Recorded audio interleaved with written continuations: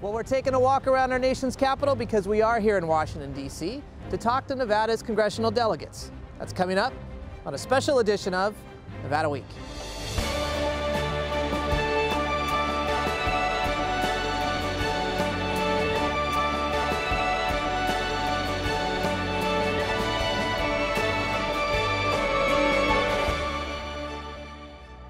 Support for Nevada Week is provided by Senator William H. Hernstat, Cashman Equipment, Southwest Airlines, MGM National Harbor, MGM Resorts International, and additional sponsors.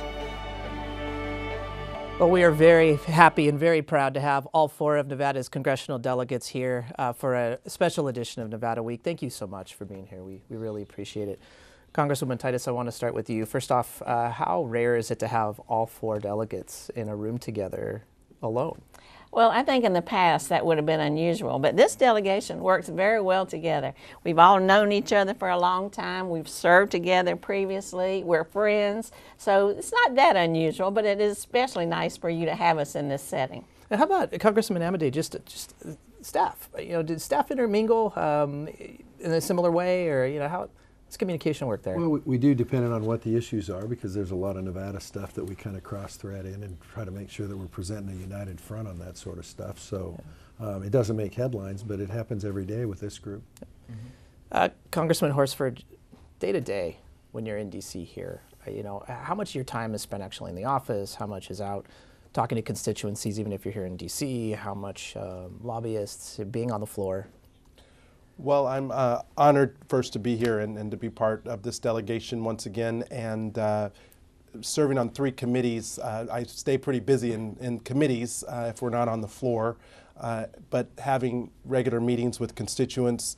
Anytime there's someone from Nevada who's coming out to meet with us, we try to prioritize them in our schedule, because it means a lot to have someone travel across country to be here to have their voice heard. And I know all of us really make an effort to make sure that Nevada voices are heard here in this process. Yeah, and Congresswoman Lee, I mean, day to day, is there anything that surprises you, being that you're in not even your first year yet? I think the most surprising thing is the lack of time. I feel like there's always so much to do, whether it is, we have meetings, I have committee meetings, you're getting ready for them, analyzing different issues that you're going to vote on, and of course, as Stephen said, meeting with constituents who have come here.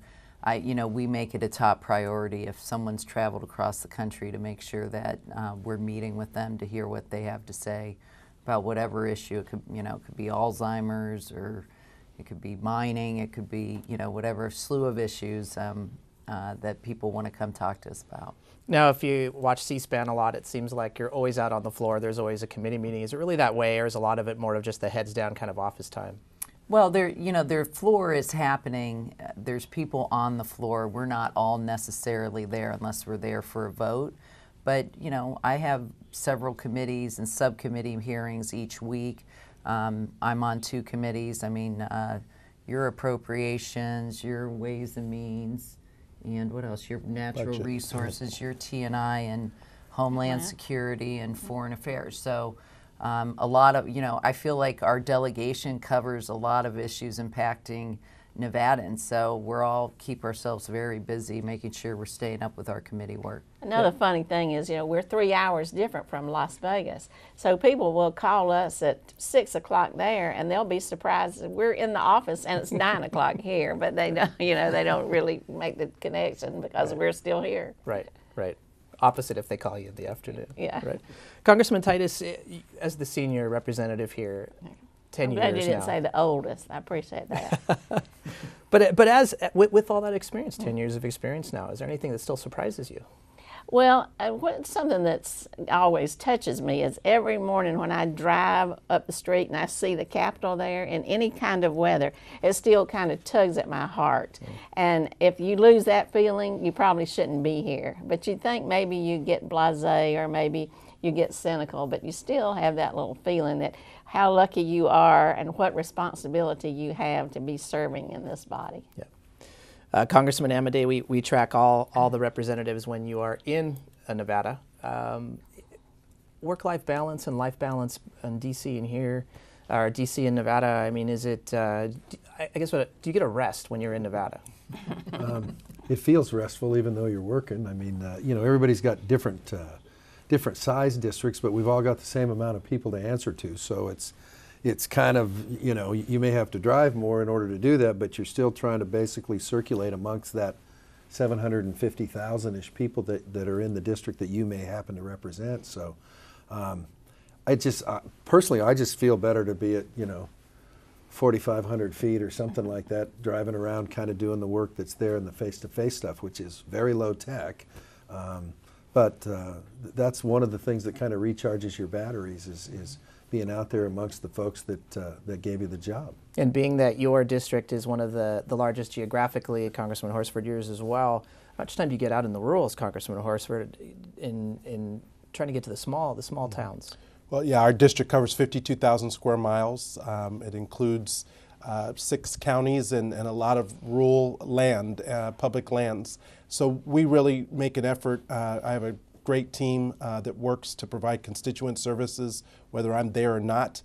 We schedule regular rural outreach and town hall events where I'm able to speak directly to constituents. I was out in Ely recently. I'll be back in Mesquite during our next district work period. So we have a master calendar, and we try to rotate our time throughout the entire district, while also keeping track of the constituents in Clark County, which is in the urban part of the district. And Congresswoman Lee, an urban area, and you've got some rural area too, but you have Henderson. Mm-hmm. I would assume there could potentially be a lot more events that you are attending. What's your schedule like when you're in Nevada? It is hectic. I mean, there's a lot of schedule, a lot of events happening. I try to make, obviously you have a big area. I have Sandy Valley, Searchlight, Laughlin, try to get down there as much as possible, Boulder City.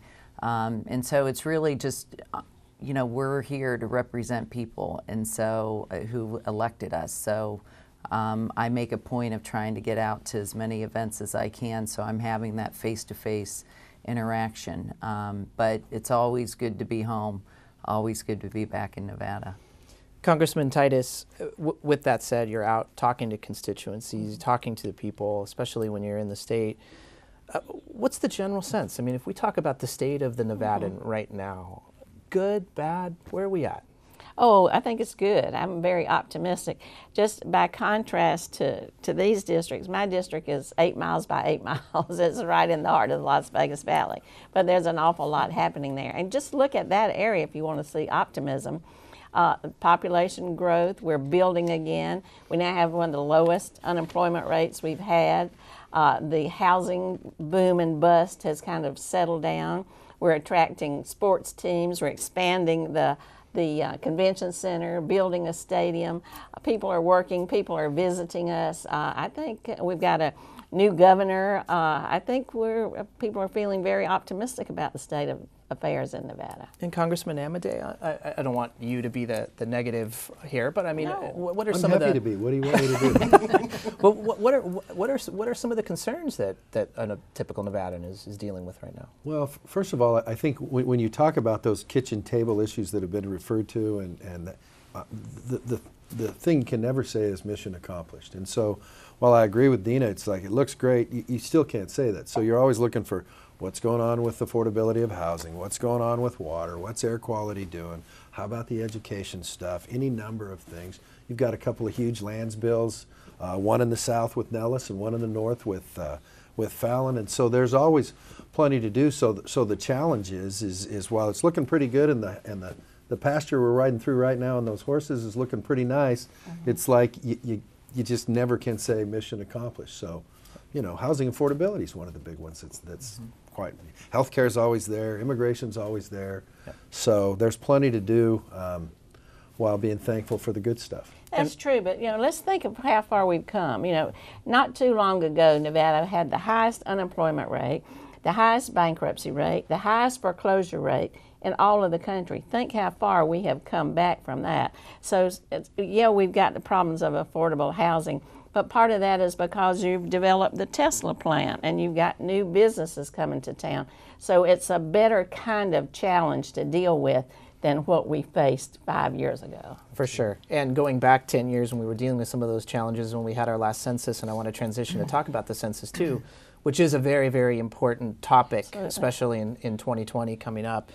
Congresswoman Lee, for your district particularly, why is an accurate census count so important? You know, I talk about this all the time when I'm out in my district. I mean, for Nevada in general, 39% of our state budget comes from the federal government. A lot of those, that money is determined by population. And so if we don't count our population accurately, we're going to lose out on federal funds.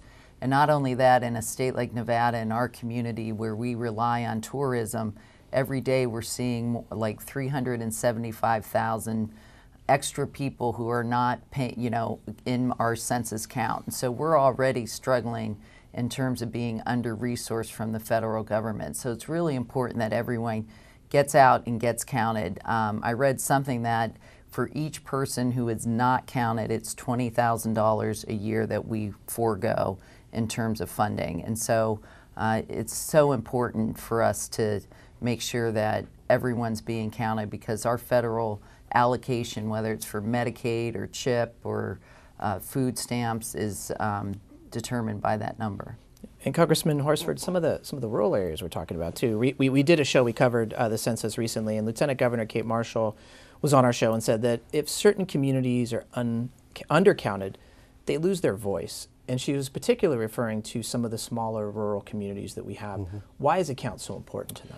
Well, the count, particularly in, they call it historically hard to count communities, whether that be in rural communities like we have in Nevada, or in urban areas that disproportionately impact low-income communities, people of color who tend to not be included in the count.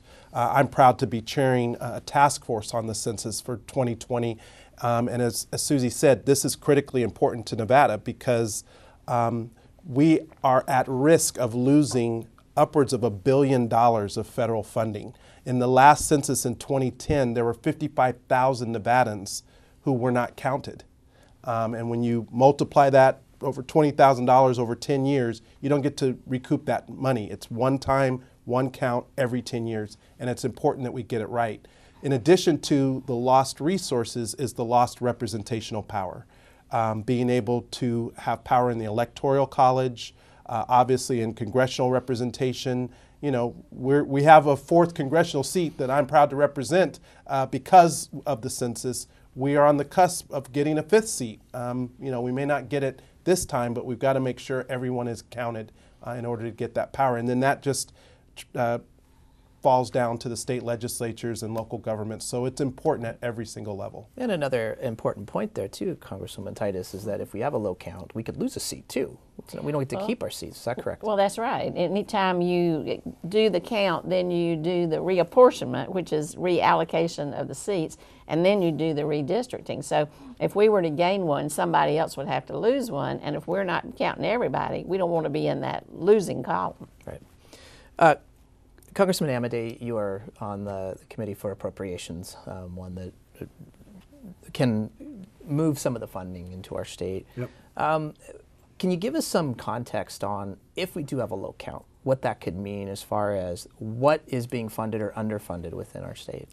Well, Stephen hit on it. A lot of the federal aid comes in formulas, and they're population-based formulas. So whether it's Medicare, expanded Medicaid, Medicaid, the distributive school account and how education is funded, and all of those things.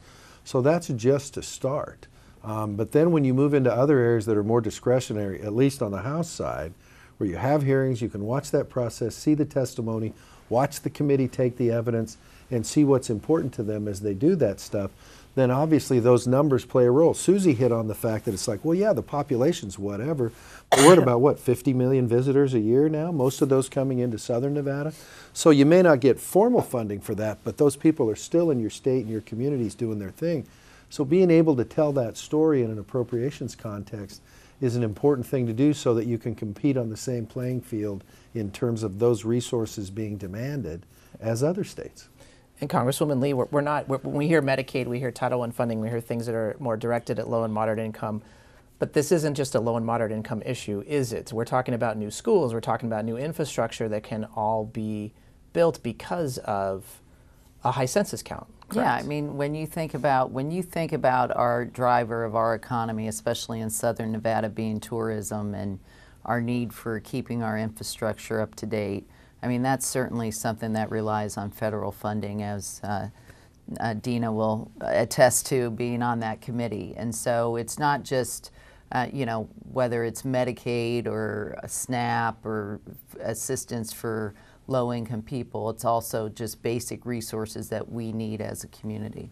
It also provides grants for small businesses. It provides grants for transit, for public transportation. Definitely money dealing with infrastructure and our match that comes from the federal government to the state. Nevada's been leading the way on, you know, providing for index fuel tax, and that's money that Nevada's put up, but now we have to have the federal match, and that all is determined based on census data, and is why we need every single person to get out and be counted in 2020. It doesn't matter your status, your background, if you are a prior felon, if you're homeless, if you've got children in the home, every single person needs to be counted in 2020. And we're going to do everything we can to make sure they know that they deserve to be counted. The governor this time created an Every Vote Counts Commission put some state funding behind it, and I think that's the first time that's been done, and that's very important. So all levels of government see this as a priority. For sure, and to Congressman Horsford's point, what is the charge here for the delegates then, something like this? One of the things that came up on the show when we covered this is that there's a lack of trust, especially in immigrant populations right now, in part because maybe some of the policy that we've seen both locally and federal government, not the only reason for sure. But when you are looking at what your role might be, what is that, Congresswoman Titus? Well, we put all the information on our website, of course, and we recently hosted a fraud fair in the Hispanic community where you have a lot of the different social services present there to help people with papers, with what's provided, Medicare, Veterans Affairs, whatever it might be. We always have somebody from the Census with a table there. And we do things together. We've done other joint round tables, and I think it'd be a good idea if we did one on the Census, just to highlight it and just keep pushing that message out there anytime we speak to any kind of group. Congressman Amodei, rural areas, what are some of the challenges? What do you see your role being? Well, it's kind of, Stephen hit on it a little bit. It's like you have to make sure that people that are there are counted so that the count's accurate. And so in some of the rural areas where they're not clustered as much, it's like, hey, you got to go kind of figure out how to make sure you know what's going on and that sort of stuff. In those rural areas, those county clerks and those county officials are a big piece of that puzzle because they tend to have a feeling for their communities to where you're going, hey, how are things going out in, you know, Lund, Nevada, which is south of Ely, which is in Stevens District? What do you think's going on out there? And so that you can resource that appropriately with census takers and stuff like that. And then into the rural ones too is to like, okay, are we getting kind of under responded to out of those areas? And so obviously the objective is to make sure that you get an accurate count so that you can rely upon those formulas, which basically their base is we have an accurate count of the people, so now we can figure out how to cut those resources up. Yep. One of the important things to point out is that this is going to be the first time that over 80% of the census will be done online. And so primarily people are going to have to respond to an online census. And that's a huge issue for rural Nevada. We have certain parts of my district that don't have full connectivity. And even if they do, it's not always reliable. I've been to a rural health clinic to look at telemedicine with the federal commission, the FCC commissioner, and literally while we were there, the connection dropped on the line, so the doctor couldn't speak. And that's exactly what our constituents deal with on a day-to-day basis, but it's even going to be more important that we address those issues for the upcoming census. So part of our role with this task force is to hold this current administration accountable to having a fair, complete, and accurate count. The Congress has appropriated $2.5 billion. We don't believe that's enough to do a full count based on the resources that are needed. and we need Congress to provide supplemental funding so that communities like ours in Nevada don't get short-shifted and don't get the resources they deserve. Yeah, and that's a good point. And when we're talking about online too, when we've seen some of the things we've had with you know, some of the security breaches and things like that, that could also be another form of mistrust and a little bit of concern there. Congressman Lee, I mean, when we're looking at outreach and we're just trying to make sure that the public knows that this is a secure system, how do we do that? Listen, I mean, first of all, I believe that cybersecurity is an increasing issue around this country. It's a national security issue. But people need to understand that it's safe to fill out the census, that they will be counted, that it's anonymous, that they are not going to be tracked down and rounded up. I mean, that's really what the fear is. And so that's going to be part of our communication, is making sure that they understand that this is about not only getting services to them and their families, but to our whole community. And so, you know, anytime I'm out in the community speaking, I always end with, make sure you fill out the census, because it's just going to be, we're going to sound like broken records by the end of this, but it's just so vitally important for our state. Some of those communities that are afraid to answer the door and be counted because maybe their immigration status is something they don't want to talk about, or they're just always afraid of the man. You've got to find community partners of people who are trusted.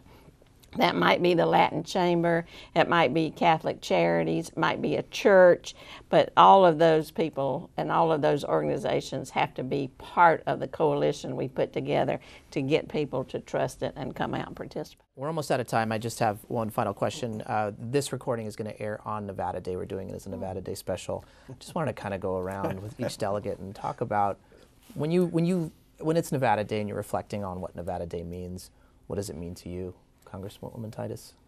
Well, we take Nevada Day off in my offices, and so it means a holiday for that, but it's a time to reflect on where Nevada has been and where it has come. You look at the history, it's a short history in terms of compared to, say, in the East. I went to school at William and Mary. That campus is older than the whole state of Nevada, you know, so it's a different perspective. But had I not moved to Nevada, I would have never been able to accomplish what I have. I wouldn't be in Congress if I had stayed in Georgia. And I see it as a real frontier. Look at what happened in the last election. Nevada set the record for being the first state to elect a woman majority legislature. I mean, we really do accomplish a lot of things. You can have a crazy idea in the morning, and by afternoon you can have a half a dozen people going along with you. It's just that kind of entrepreneurial frontier spirit that I think is something that I love about Nevada. Yeah. Congressman Amodei. Well, growing up in Carson City where the Nevada Day Parade is and stuff like that, and not being able to get admitted to William and Mary, you know, I've got a little different perspective, but it's a phenomenal tradition in terms of, you know, it's kind of our fall classic, and people talk about Halloween, and that's all part of it too, but October 31st is Nevada Day, although I got a little criticism. I think you voted for that bill too. I know, I remember when now you I'm getting brought it to people us. referring to it as fake Nevada Day, and it's like, well, at least there's people at fake Nevada Day instead of nobody so there all your on bands Wednesday. could show up for the parade. We were right? just trying to be like Las Vegas, so go Nevada Day. Congresswoman Lee. Oh my gosh. Well, first of all, my daughter's named Nevada, so she thinks it's her day. But, you know, I moved to Nevada 25 years ago from Canton, Ohio. And, you know, coming to a community that was growing and innovative from a community that was dying and declining. So seeing the growth and the opportunity that our state provides is one thing that both my husband and I and our family have valued so much. But more importantly, the thing I love most about Nevada is you don't need to ask permission to get involved. If, you know, as Dina said, if you have an idea in the morning, by the afternoon you can have 6 people around a table trying to figure it out. And I think that is what's led to our growth and what has allowed us to solve some tough problems pretty quickly. So love the state and can't wait to get back there. Congressman Horsford. To me, Nevada means family and opportunity. I mean, I was born and raised in Nevada, attended public schools, graduated from the University of Nevada, Reno, met my wife, and started my family in this state. And you know, my wife was raised in Nevada since she was 2. My father-in-law is retired from Nellis Air Force Base. But it's the opportunity that this state provides all of us, and that's what we're fighting for. We're fighting for the same opportunity that someone gave me as an intern in the Nevada legislature to be able to go on and serve in the House of Representatives. We're fighting for the next generation to have an equal, if not better, shot at a great quality of life. That includes great health care and great education and great jobs and housing and all of that comes from it, but I think it comes down to the essence of who we are as a state. Former Governor Brian Sandoval used to always call it the Nevada family, and I think that was a good way for him to coin what it really means to be a Nevadan. Well, and as part of the Nevada family, we very much thank you all for being here. I really appreciate it. Thank you for your time. Thank you. Thank you. Well, thank you so much for tuning in and watching this special edition of Nevada Week. To watch part 2 of our discussion with our nation's congressional delegates, tune in next week. Now, for more resources that we've discussed on the show, please visit our website at vegaspbs.org/Nevada-week.